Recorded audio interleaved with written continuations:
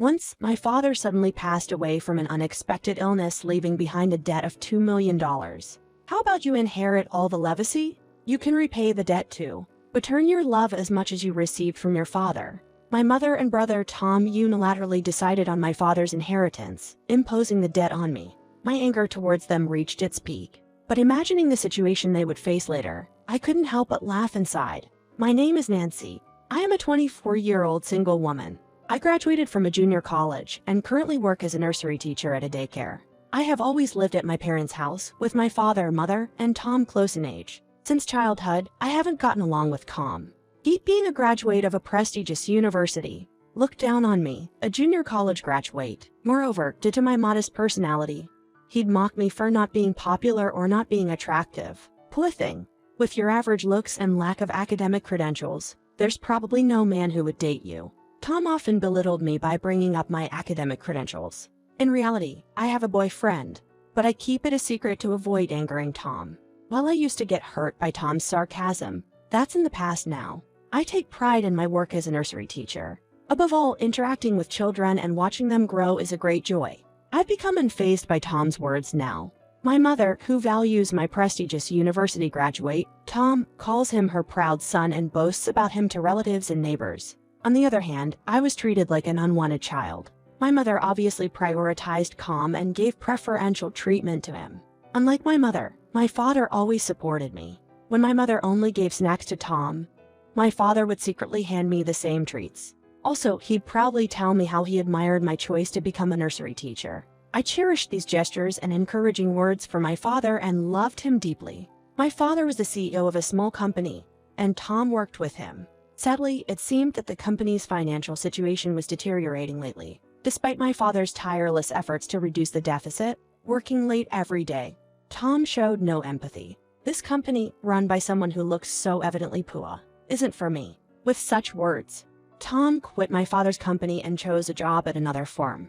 Since getting married, my mother has not worked or dedicated herself to the household. She had no experience supporting my father's company and did not understand the rigors of business. Perhaps because of this, even though she witnessed my father's daily hard work, she criticized him when his efforts didn't bring good results. The company still isn't doing well. If you don't fix the deficit, I can't buy this new bag featured in this magazine. Literally, what are you doing every day?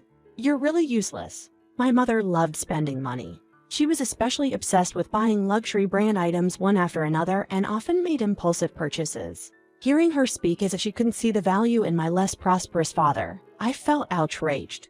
While I'm no business expert, I've witnessed my father's daily efforts since I was a child. I believe I know how challenging business management can be. My mother, who has been with him for a long time, should recognize this fact too. I couldn't comprehend why she would blame my father as if he were incompetent. One day, my anger reached its peak, so I told my mother to stop belittling my father.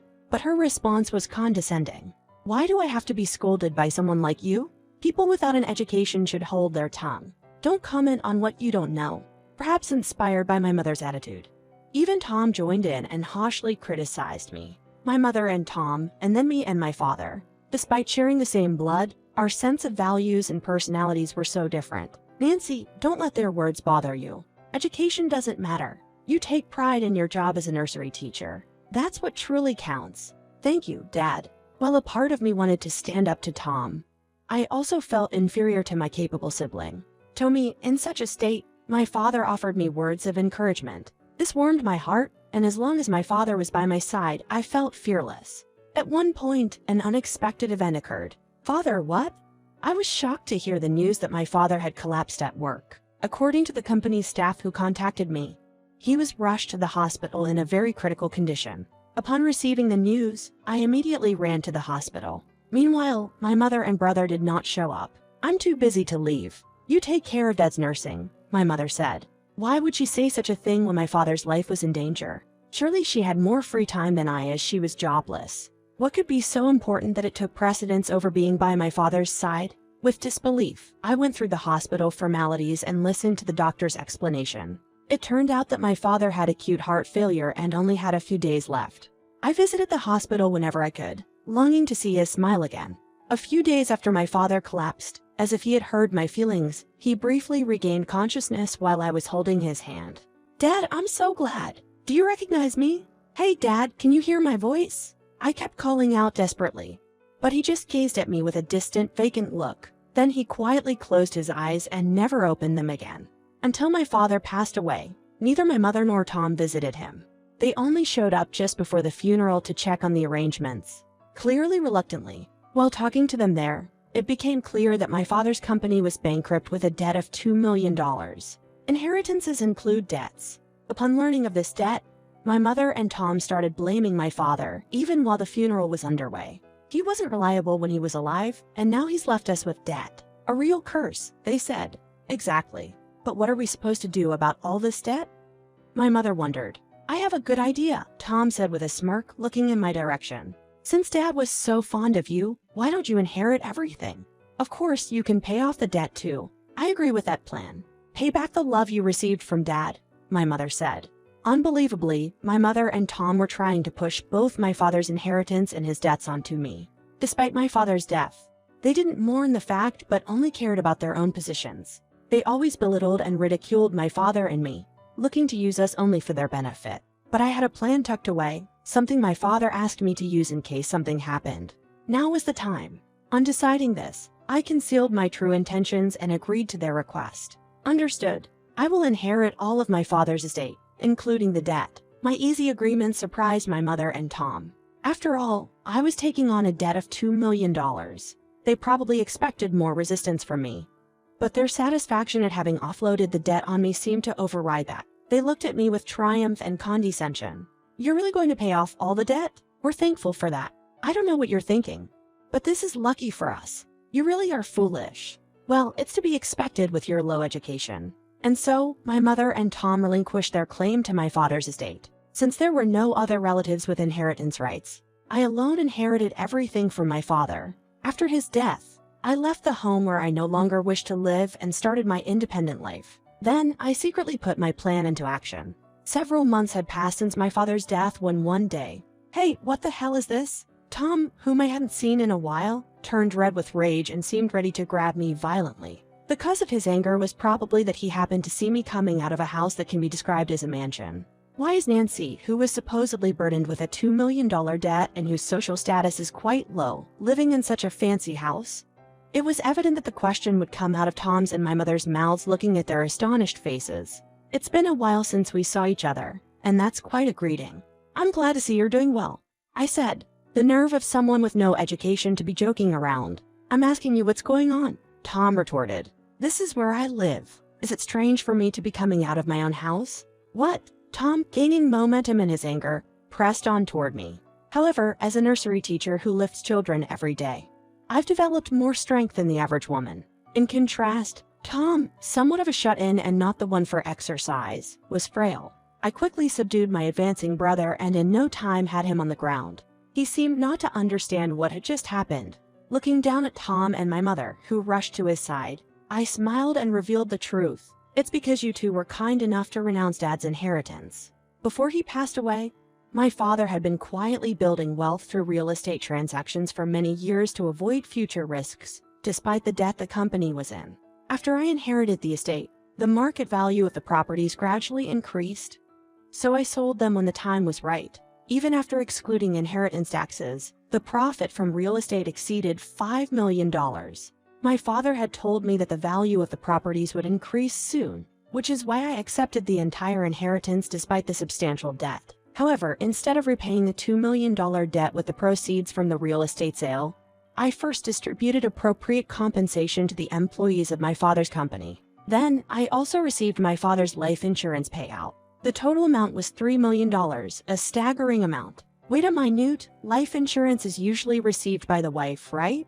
My mother interjected. It seems like Dad had changed the beneficiary to me. I was also informed of this by my father while he was still alive. For a long time, my father was troubled by my mother's harsh words and excessive spending, wanting to prevent her from getting his precious life insurance money.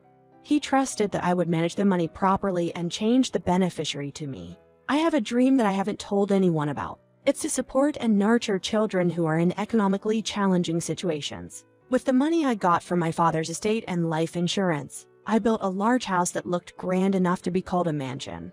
while continuing my job as a nursery teacher.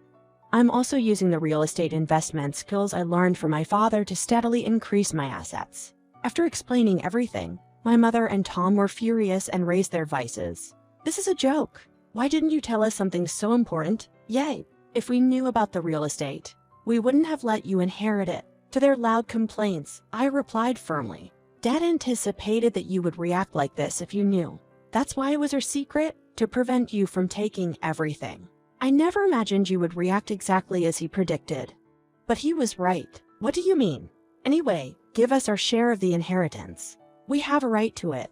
I couldn't hide my astonishment at my mother's absurd demand, trying to get her hands on the assets. When it comes to money, people's true colors appear.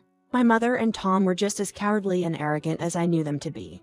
There was no way I could give them the assets. "You both renounced that right by yourselves. It's impossible to take it back now. I can't hand over the precious funds my father worked hard to accumulate to such people like you two, who are drowning in your own greed. The stupid, uneducated one is noisy. Stop nagging and hand it over quickly." Even after that, my mother and Tom continued to complain nonsensically, so I called security to have them escorted out. Though they seemed to have returned home quietly after being expelled, over the next few days, security cameras confirmed they were loitering near my house.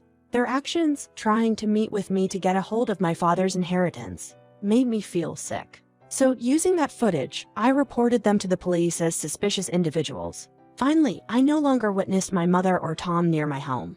I heard the follow-up story about my mother and Tom after some time had passed. I got the story when I met with a family friend who had been close to our family for years. Tom had found a new job, but his self-centered behavior stood out, and it seemed he had earned a bad reputation.